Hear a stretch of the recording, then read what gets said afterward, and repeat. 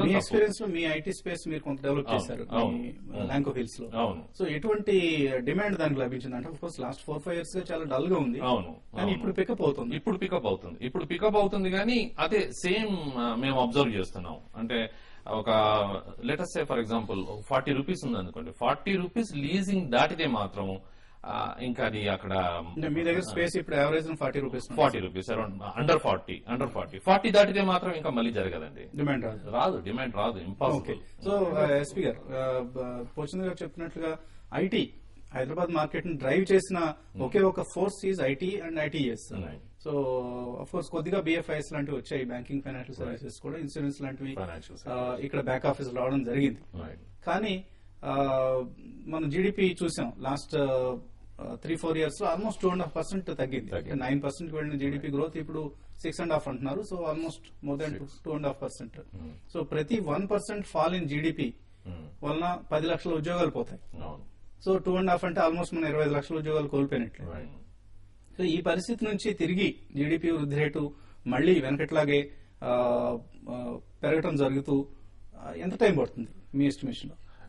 It all depends on the government policies అండి. మీరు strict గా చూస్తే there are several inefficiencies within the government policies. ఇప్పుడు policies paralysis అనేది స్టేట్మెంట్ కాన్స్టెంట్ గా మనం 3-4 నెలల నుంచి చూస్తున్నాము.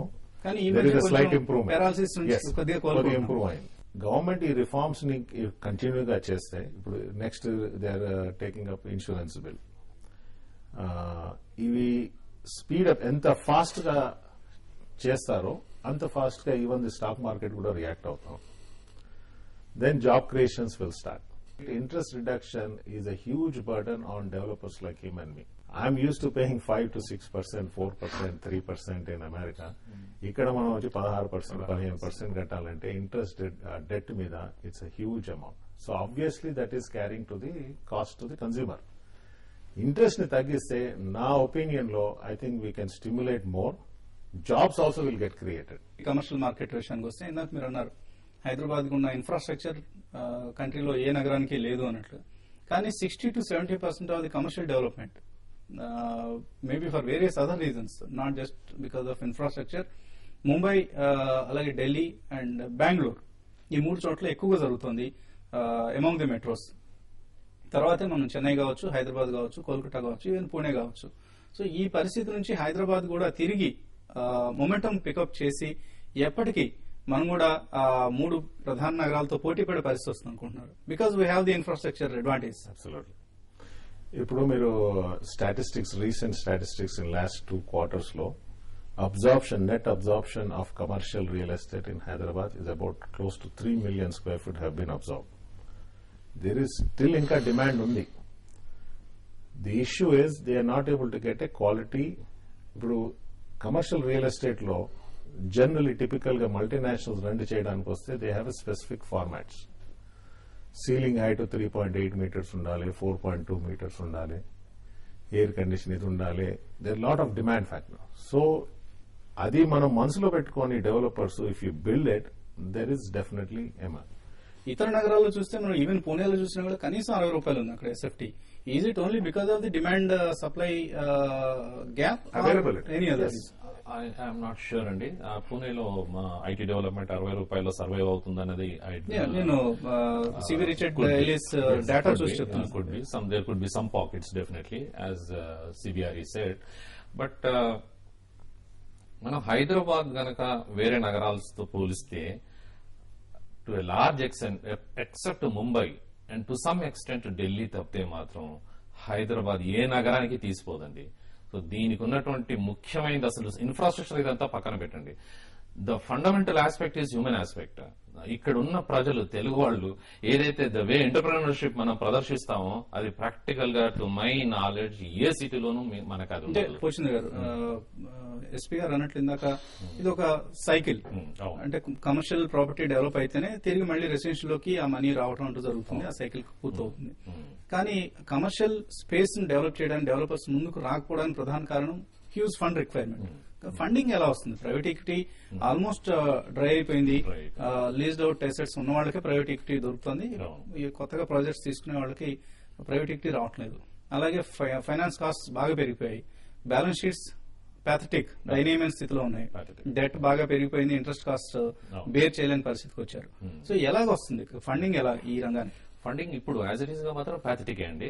ఎందుకంటే బ్యాంక్స్ కంప్లీట్లీ డ్రై అప్ అయిపోయింది. Banks are not at all lending. PE investors are completely out of this thing. ఒకరిద్దరున్నారు, they are just trying for distress, practically distressed గా ఉన్న వాటిని పికప్ చేసేసుకుంటున్నారు. They are highly greedy. Obviously they have to be greedy in a market. You cannot fault them, but that's a bigger challenge for the biggest challenge rather for the any developer to come out with a real estate space for the retail.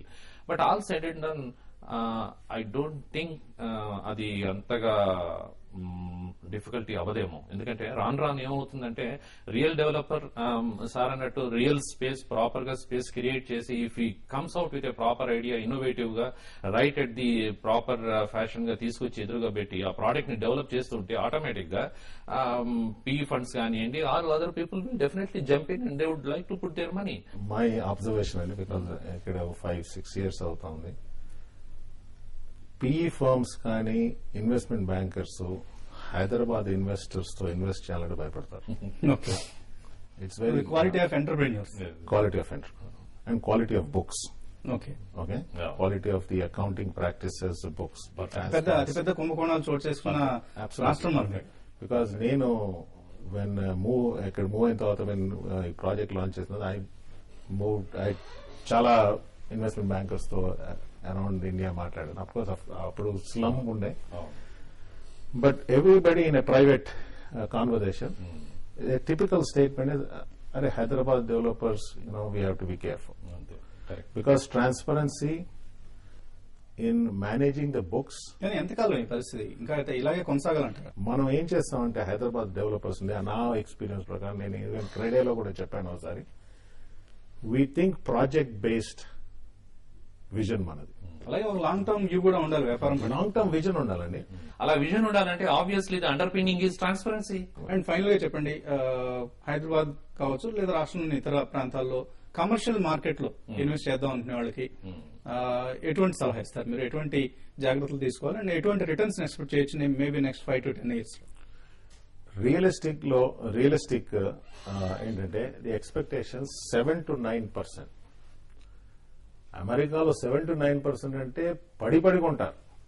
కానీ మన దగ్గర అది చాలా తక్కువ కింద చూస్తాం. మనకు 12%, 16% ఇంకా అది ఉన్నది. రెంటల్ ఇన్వెస్ట్మెంట్ కు one of the biggest investors in my opinion and largest group of investors are NRIs. So మీరు ఎటువంటి సలహా ఇస్తారు? ఇన్వెస్టర్స్ కి డెఫినెట్ గా this is the right time అండి. అంటే రిటైల్ పర్టికులర్లీ రిటైల్ కానివ్వండి, overall commercial it's right time to invest. But as Prabhakar Reddy garu అన్నట్టు the overall developer point of view లో చూసుకుని ఆ జాగ్రత్తలు అవన్నీ తీసుకుంటే గనక good returns, rate of returns IRRs are definitely possible అండి ఫర్ ది ఇన్వెస్టర్. ఇప్పటి పరిస్థితి కొద్దిగా ఇంకా కేవస్ ఉంది, సిచ్యుయేషన్ లో ఇంకా అనిశ్చిత ఉంది. ఎప్పుడైతే అవన్నీ క్లియర్ అవుతాయో obviously the returns will come down because it is commensurate to risk. So ఇవాళ ఏదైతే ఇన్వెస్ట్మెంట్ చేయగలుగుతారో definitely they will have a slightly higher upside on the return side. Thank you SP గారు, thank you Thank you. On that bullish note. Residential market లో మంచి growth ఉంది కదా, కళకళలాడుతోంది కదా, commercial market లో కూడా ఈ అవకాశాన్ని అందిపుచ్చుకుందాం అన్న ఆలోచనతో ఇన్వెస్ట్ చేసేవాళ్ళు కొంచెం కాన్షియస్ గా ఉండాలి, కేర్ఫుల్ గా ఉండాలి. రెసిడెన్షియల్ మార్కెట్ తో పోలిస్తే ఇక్కడ కమర్షియల్ స్పేస్ లో ఇన్వెస్ట్ చేయడం కొంత రిస్క్ తో కూడుకున్న వ్యవహారం అండ్ ఎక్కువ కాలం వెయిట్ చేయాల్సిన అవసరం కూడా ఉంటుంది. ఈ అంశాన్ని దృష్టిలో ఉంచుకోవాలి. సో ఇది ఈ వారం ప్రజా ఇంజనీర్ సిండికేట్ సొంతిల్లు. వచ్చే వారం సొంతిల్లో మళ్ళీ కలుద్దాం.